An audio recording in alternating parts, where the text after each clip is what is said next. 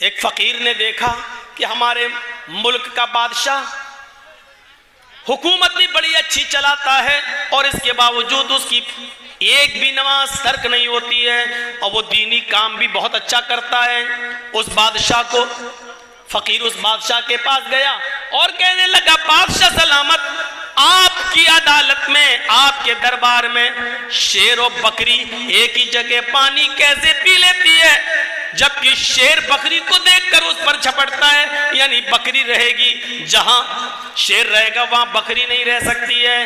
لیکن ہم دیکھتے ہیں بادشاہ نے کہا کہ ہم تو سمجھے نہیں تمہاری بات، اے فقیر مجھے سمجھاؤ کیا بات ہے.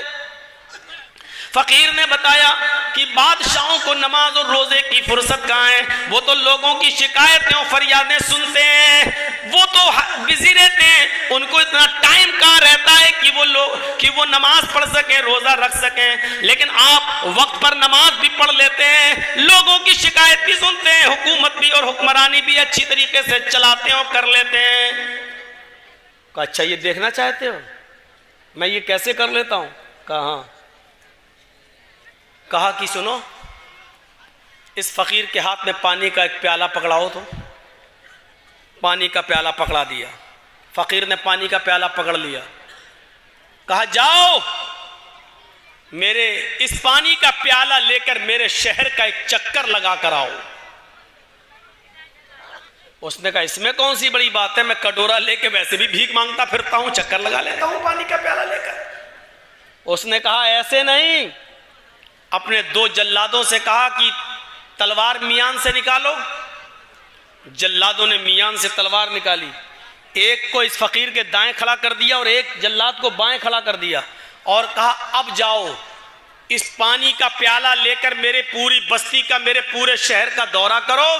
اور جلادوں سے کہہ دیا اگر اس پانی کے پیالے میں سے ایک بھی پانی کی بوند اگر چھٹک کر زمین پر گر جائے تو اس فقیر کا سر کاٹ کر ذرا میرے پاس لے آنا، پھر مجھے ضرورت نہیں اس فقیر کی، اس کا سر تن سے جدا کر دینا.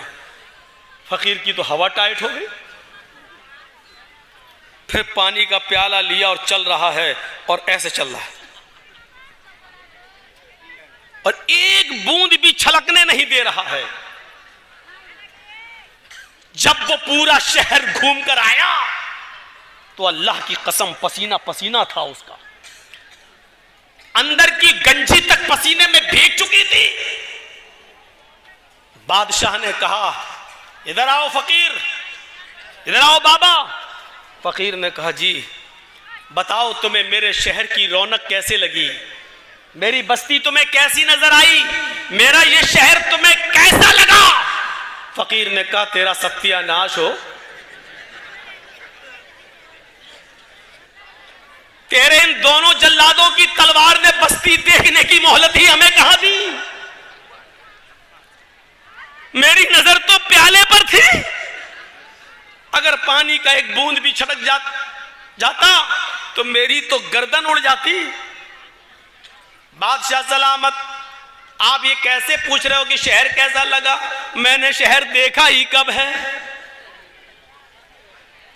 بادشاہ نے جواب دیا تم مجھ سے پوچھتے ہو کہ حکمرانی کیسے کر لیتے ہو اور نماز کیسے پڑھ لیتے ہو، جس طرح میرے 2 جلادوں کی تلوار نے تمہیں شہر کی رونق کو دیکھنے سے غافل کر دیا، ایسی قرآن کریم کے اندر آیات جہنم کو پڑھ پڑھ کر اور سن کر میں بھی دنیا و مافیا سے غافل ہو گیا.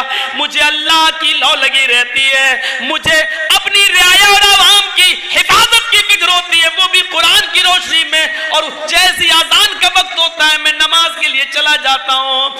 اللہ کے عذاب کی وجہ سے مجھے اس بات کا احساس ہی کہا رہا کہ میں حکمراں ہوں، میں حاکم ہوں، میں بادشاہ ہوں. سنو جب اللہ کا ڈر پیدا ہو جائے تو پھر آدمی سب کچھ کر لیتا ہے. جیسے جلادوں کے ڈر نے تمہیں شہر نہیں دیکھنے دیا ہے، تمہاری حالت بھی کپ کپانے لگی ہے، تھرانے لگی ہے، ایسے اللہ کے عذاب کے ڈر سے میں بھی کپ کپاتا ہوں، میں بھی تھراتا ہوں. اس لیے میں اللہ کی مخلوق کے درمیان بے انصافی نہیں ہونے دیتا ہوں اور وقت پر نماز کی پابندی کرتا ہوں، اللہ کے حقوق بھی ادا کرتا ہوں اور رعایا کے حقوق بھی ادا کرتا ہوں. جب ہمیں احساس ہو جائے کہ ایک دن ہمیں قبر میں جانا ہے تو کوئی آدمی میرے بھائیوں نماز چھوڑ سکتا ہے؟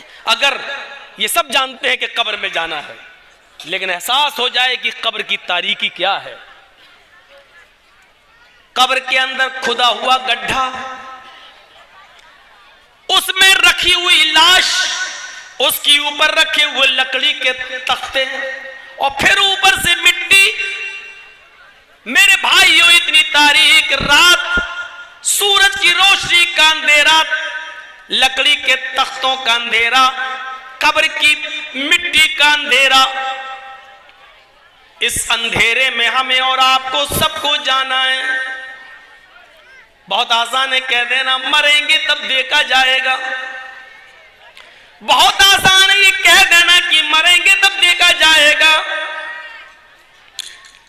کہتے ہیں قبر کا حال مردے سے پوچھو۔ میرے بھائیوں یہ احساس ہو جائے کہ ایک دن ہمیں اللہ کے دربار میں جواب دینا ہے، جنت بھی ہے جہنم بھی، ہمیں جہنم سے اپنے آپ کو بچانا ہے۔ اگر یہ احساس ہو جائے کہ عذاب جہنم بڑا سخت ہے تو کوئی آدمی پھر اس عذاب سے بچنے کی فکر کیوں نہیں کرے گا؟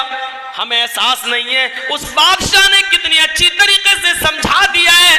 میرے بھائیوں اتنی سب چیزیں ماننے کے بعد، اتنی سب چیزیں جاننے کے